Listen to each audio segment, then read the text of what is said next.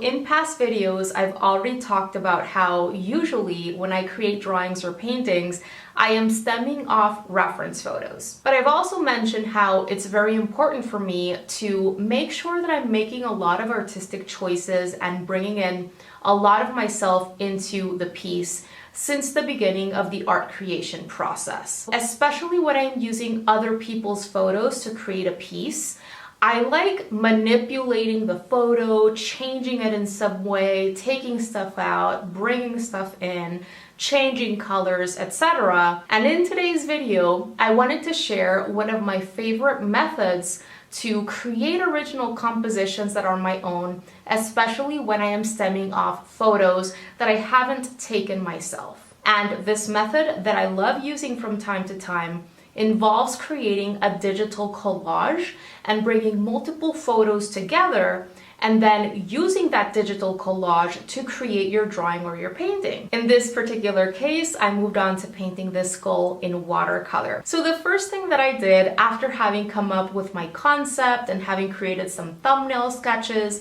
in order to understand what specific elements I would be bringing into the piece was I searched for my reference photos. I started by looking up photos of skulls, which would be the central element of this piece.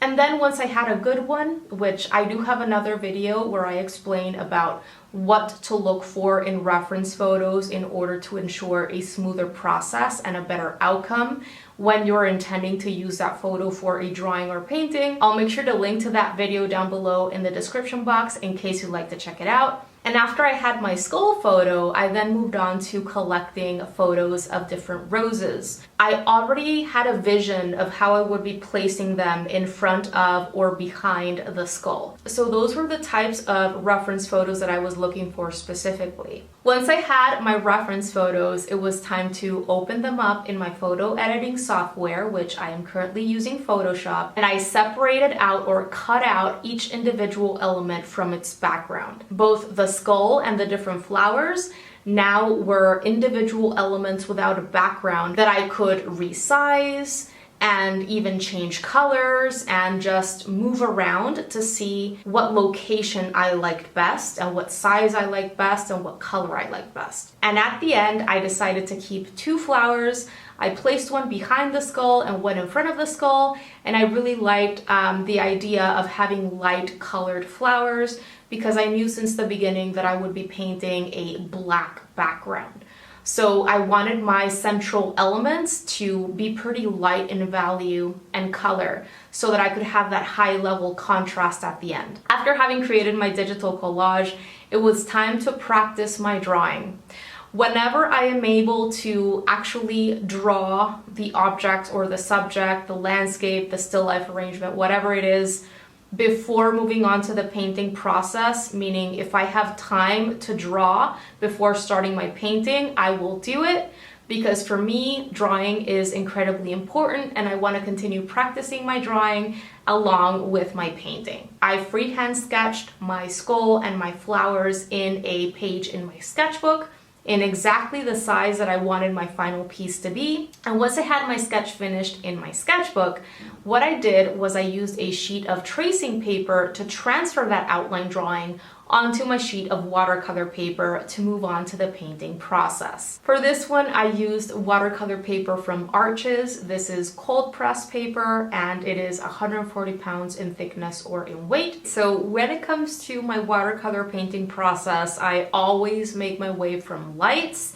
to darks. And in the beginning of the process, I usually go for wet on wet techniques and I use more water. I oftentimes do pre-wetting with clean water over that area before starting to drop in my color because I know that this is going to not only expand my time that I have available to work before my paper starts drying on me, but also preparing my paper with clean water like that is going to allow me to very easily create soft, diffused, organic wet on wet effects, which is exactly what I want in those beginning layers of the painting process. So what I did to start this skull painting was I pre-wetted the entire skull with clean water. And then the first color that I used after having done my pre-wetting is yellow ochre. Yellow ochre was the first color that I used throughout the skull to start developing my lighter values, making sure that I brought in plenty of that white paper as part of the piece, especially in lighter value areas where I didn't perceive lots of shadows or dark values in the reference photo. And then I made my way incrementally toward darker values or tones by adding a little bit of burnt umber into my yellow ochre, then a little bit more, until at the very end of this process, I am using mostly burnt umber plus a tiny bit of ultramarine blue that I added into my burnt umber to darken it a little bit more. So in other words, I use a total of 3 colors in the skull, which were yellow ochre, burnt umber, and a little bit of ultramarine blue, just for the darkest dark areas. I've mentioned before how it's incredibly important to practice our ability to discern between different values or tones in reference photos if you're looking for realistic results, because value or tone is number one when it comes to developing a sense of depth on a flat two-dimensional surface like a piece of paper or a canvas.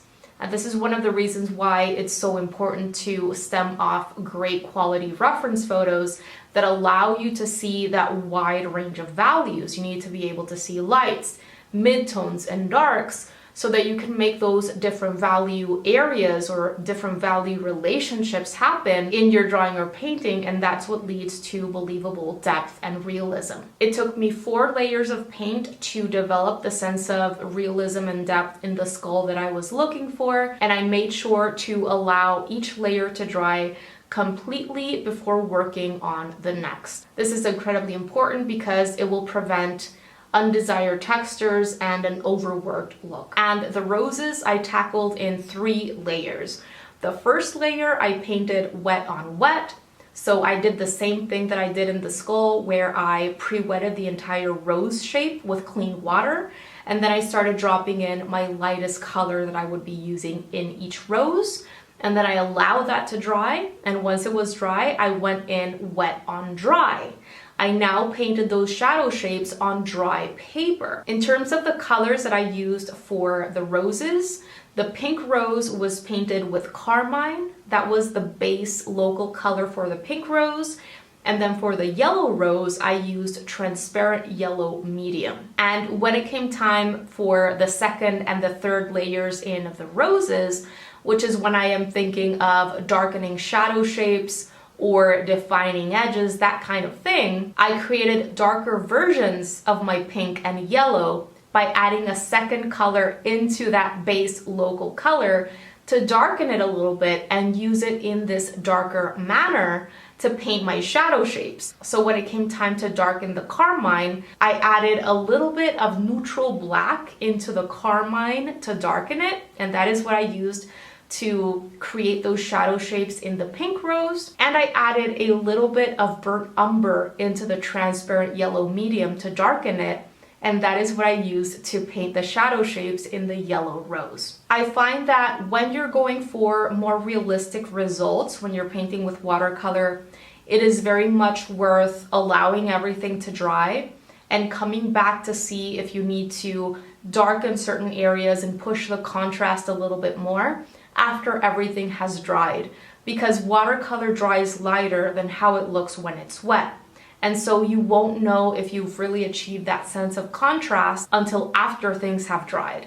And finally, when it came to the background, I knew since the beginning that I wanted a very, very dark, almost flat black looking background. And this can be tricky to do with watercolor because it's a transparent medium and there's plenty of water involved, especially when you're painting a large area like a background.